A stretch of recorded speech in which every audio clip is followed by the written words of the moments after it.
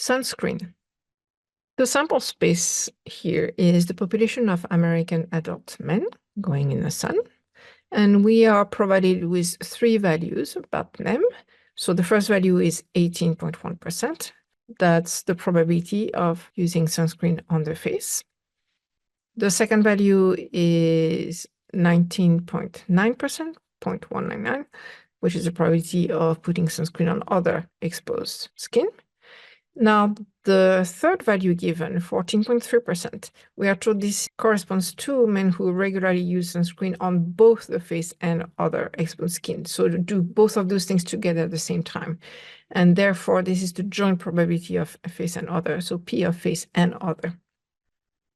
The next thing we want to do is organize that information. So because we have a mix of marginal and joint probabilities here, a Venn diagram would be an easy way to organize the information within the sample space, which is the outside rectangle, which has a total area of 1. Organizing the information in the Venn diagram forces us to think about whether or not those two events are disjoint. And we know that they are not disjoint because their joint probability is not 0, it's 14.3%. And so therefore that tells us that those two elements, those two circles do overlap, and they overlap by that amount, that 14.3%. Another way to organize the information is with a two-way table. We know that you can either put sunscreen on the face or not, put sunscreen on other exposed skin or not. So each time we have a complement. So we will use one set for the rows and the other set for the columns. So on the inside of the table will be the joint probability. So we have 0.143 for the joint probability of face and other. And then the other two values are marginal probabilities, so we'll go in the margin. That's the overall probability of putting sunscreen on the face and the overall probability of putting sunscreen on other exposed skin. One more thing we do know is that the probability of the entire sample space is 1. And then from that, we can complete the whole table because we know that the outcomes face and not face are complementary. That means that if the probability of putting sunscreen on the face is 0.181, then the probability of not putting sunscreen on the face must be 0.819, etc. So once we have that, we can then answer questions such as, for example, what is the probability P, face, or other? So or in probability is always very inclusive. It means as long as there's at least one of those. So it could be just on the face, it could be just on other skin, or it could be on both, but as long as there's at least one of those. And so for that, we have a number of approaches available to us here. First, we can use, just mathematically speaking, the general addition rule. And so that would be just equal to P of face plus P of other minus P of face and other. So 0.181 plus 0.199 minus 0.143. And you can actually see, visualize on the Venn diagram that what we want is the combined area for those two circles, which can be computed by adding the area for the face circle with the area for the other circle, but that would make us count the intersection twice, which is why we remove the value of that intersection. We can also, from the two-way table, just add up the three values that have either an F or an O on the inside of the two-way table. So that's the 0.056 plus 0.143 plus 0.038. And lastly, we can also use the rule of the complement. Face or other is anything that is not neither. And therefore, the probability we're looking for is equal to 1 minus the probability of neither, so 1 minus 0.763. So any of those approaches will give us exactly the same answer. The probability of face or other in this sample space is 0.237, 23.7%. So we might be asked other questions, such as calculate the probability of face given other. So that's a conditional probability where the condition is other. As a sentence in context, that's the probability that an American adult man going out in the sun would wear sunscreen on the face if we know that this is a man who regularly uses sunscreen on other exposed skin when going out in the sun. So to compute that, we can use just the equation for a conditional probability, which is that it can be computed by taking the joint probability of both outcomes divided by the probability of the condition. So in this case, that would be P of face and other divided by P of other. So 0.143 divided by 0.199, that's 0.719, 71.9%.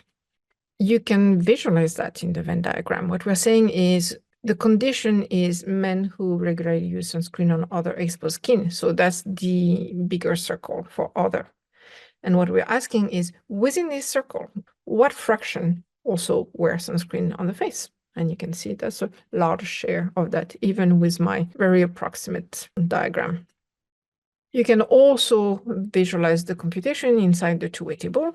The condition here is that those are men who regularly use sunscreen on other exposed skin. That's what we know, that's the condition. And so therefore, out of the entire table, we only care about the column for other. And within that column, we want to know what fraction wear sunscreen on the face. So that's 0.143 out of the 0.199. So lastly, we are asked whether the outcomes face and other are independent events in this sample space. So how will we know that? We're talking about behavior, so there's no guarantee that they would or would not be independent. We really have no idea. And the only way to tell whether those two events are independent is by checking the probabilities, so doing the work. We can, for example, calculate a conditional probability and compare it with the corresponding marginal probability. Well, here we've already just computed the conditional probability of face given other, and we know it's 0.719. And we can compare it to just the marginal probability of face. That's 0.181, and clearly those two values are not the same. And so therefore that tells us those two events are not independent. Specifically, we can read this as the probability of wearing sunscreen on the face in this sample space depends on whether you know that the man wears sunscreen on other exposed skin regularly, or if you don't have that information. And we can see that men who wear sunscreen on other exposed skin are much more likely to wear sunscreen on the face, 71.9%, than men overall. The probability of wearing sunscreen on the face was only 18.1% in this sample space. The other approach is based on just a simplification of the multiplication rule. The multiplication rule for independent events tells us that if two events are independent, then their joint probability is equal to the product of the two marginal. So we can check, does it work out? What is the product of probability of face times probability of other? That's 0.181 times 0.199 and gives us 0.036, which is 3.6%. And then we can ask, is it equal to their joint probability of face and other? No, not at all. That joint probability is 14.3%. That tells us that face and other are not independent events in this sample space. Specifically, it tells us that using sunscreen on both the face and other exposed skin occurs in reality much more often, 14.3%, is much more likely than we would have expected based on their marginal probabilities. We would have expected only 3.6% of men to wear sunscreen on both if those two events were independent. So what does that tell us? Independence means there's no association. Dependence means there's a pattern of association. So here this tells us there's a pattern of association between using sunscreen on the face and using sunscreen on other exposed skin in the sample space of American adult men. That does not say it's a cause and effect. Again, association does not necessarily imply causation. If you're wondering, but how can it be? You can do one or the other. Well, yes, you can do one or the other, but is it more likely for those things to happen together than you would expect from independent use? And that's what the data show us here.